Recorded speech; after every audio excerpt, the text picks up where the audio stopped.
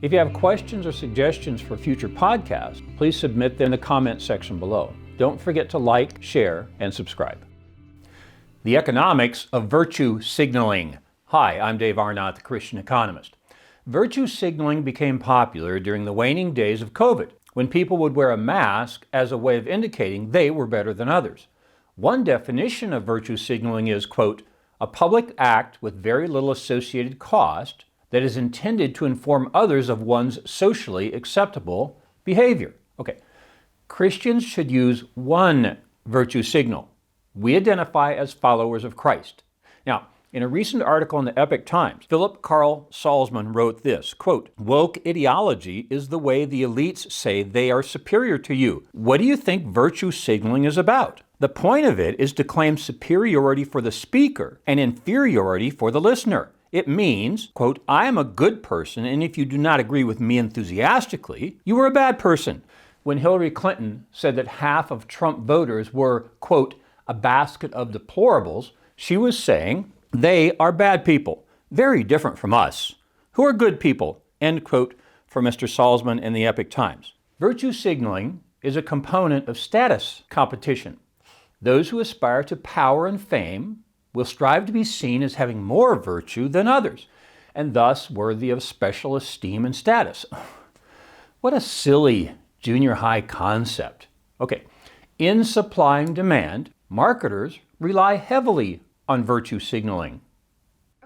Curing disease. Marketers take advantage of consumers' disease, except it's broken into two words, dis-ease. They try to tell consumers, you have dis-ease, which can be cured by this car or this dress or this lipstick or this beer. It's such a simple appeal. I'm surprised people still fall for it. See, marketers know that consumers buy products to establish their identity. That's stupid. Ginger likes to quote Dave Ramsey saying, you borrow money to buy a car you can't afford to impress people you don't know, meaning those people you pass on the freeway. She and Dave Ramsey are right. Such is the strength of our fallen need to be better than others. We want a better house, a better car, better vacations, better education. But Christians are supposed to find their identity in their relationship with Christ, not from affiliation with a car or perfume or wine. Almost the entire luxury product industry exists as virtue signaling. While some luxury products deliver marginal increases in economic utility, most of the extra price is justified by status, which today I'm calling virtue signaling. See, this is the trick the Democratic Party is trying to foist on us this week. When President Biden claimed that MAGA Republicans are semi-fascist, he was virtue signaling the following message. If you want to be a good person, come over to the Democrat Party. Really? Democrats are good people? Okay, a few words from a guy named Lance Morrow. He authored the book titled God and Mammon, but here's what he wrote in the Wall Street Journal. Quote, Mr. Biden's opinions have hardened into absolute faith that any party or political belief system except his own is illegitimate, impermissible, inhuman, monstrous, and a nice touch, a threat to democracy. And then Mr. Morrow mentions the economic sources of these ideas. Quote, all within the state, nothing outside the state, nothing against the state, or against the party. People forget, if they ever knew it, that both Hitler and Mussolini began as socialists. Okay, let's settle this Donald Trump thing. Donald Trump is a bad man who did good. Joe Biden is a bad man who's doing bad. The whole virtue signaling idea assumes that there are good people and bad people. Look, if a bad man can't do good, we're in trouble. Because in the Christian worldview, we're all bad men. Except women who are bad women. Okay, Romans 3:23 reads, all has sinned and fallen short of the glory of God. But bad men can do good. Cyrus in the Old Testament did good. In the 6th century BC, he ended the Babylonian captivity in the first year of his reign because he was prompted by God to decree that the temple in Jerusalem should be rebuilt and that Jews who wished to could return to their homeland for this purpose. Another Old Testament example. In Joshua chapter 2, we find the description of Rahab, a prostitute living in the outer wall of the city of Jericho. She assists two spies sent by Joshua to conduct some advanced reconnaissance work prior to an attack on Jericho. Common Grace. In maybe his best work, titled Common Grace, Abraham Kuyper explains how God expresses grace even to the unsaved. Kuyper firmly believed that though many people in the world will remain unconverted, God's grace is still shown to the world as a whole. Common grace falls on all humans, sort of like the adage, the rain falls equally on the fields of the just and the unjust. You don't have to be a Christian to economize from the creative nature of humans who produce economic value for their neighbors. So the idea that there are good men and bad men just is not biblical. God uses all men, and women, of course. The idea that there are good men and bad men is such a sophomoric idea. They state that Donald Trump is a bad man, only make the point that they are not a bad man. Honestly, it's such simple virtue signaling. I'm surprised when seemingly intelligent people fall for it. Grow up. Economic value is not created by who we are, but by what we do. It's hard to find any policy of President Trump that Christians would disagree with.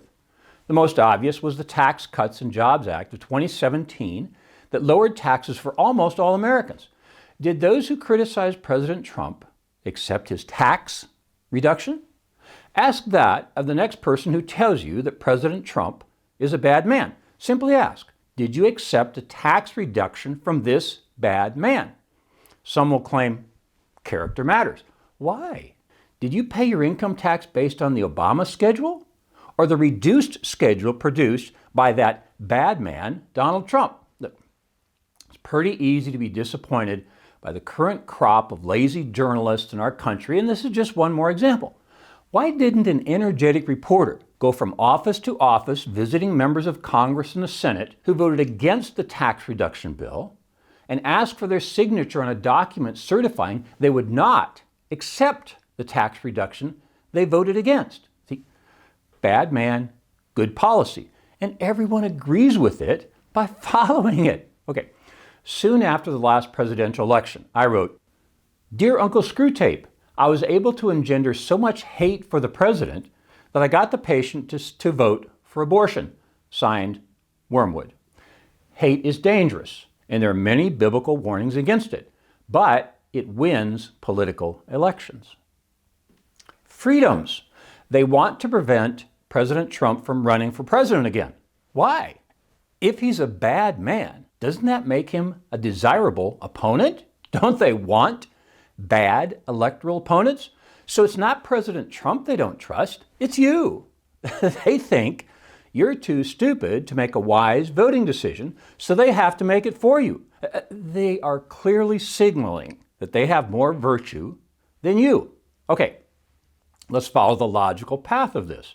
If they don't trust you to make a wise electoral decision, why would they trust you to make your own religious decision? Hey, people believe in a lot of stupid stuff.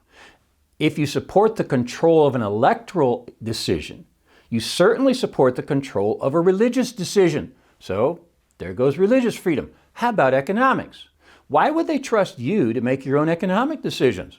People buy bad cars and watch bad TV and buy bad wine. You should not be trusted to make your own economic decisions in the view of these folks. So there goes economic freedom. It's a simple three-step process. Remove political freedom, then religious freedom, then economic freedom. Okay. Underlying virtue signaling is the idea that good people should make decisions for bad people. You think? Problem is, in the Christian worldview, we're all bad people. All have sinned and fallen short of the glory of God, as I quoted earlier in Romans 3:23. Even redeemed Christians who have accepted Jesus Christ as their personal Savior still have a religious, fallen nature that produces economic self-interest. So where are we going to find these good people? Because in the Christian worldview, none of us are good. No angels. In Federalist Paper number 51, James Madison wrote, "If men were angels, no government would be necessary." 200 years later, Milton Friedman asked the socialist Phil Donahue, "Where are you going to find the angels to run this socialist system of yours?" Madison and Friedman were right. We're not angels. None of us. You can virtue signal all you want, but Christians know that there are no angels among us. There's more in our book, Biblical Economic Policy. But for today, I'll close with this suggestion. We're all bad men. Some bad men have good policies, and some bad men have bad policies. I'm Dave Arnott, the Christian Economist. Fear God, tell the truth, earn a profit. See you next time. For more information, please visit us online at davearnott.com.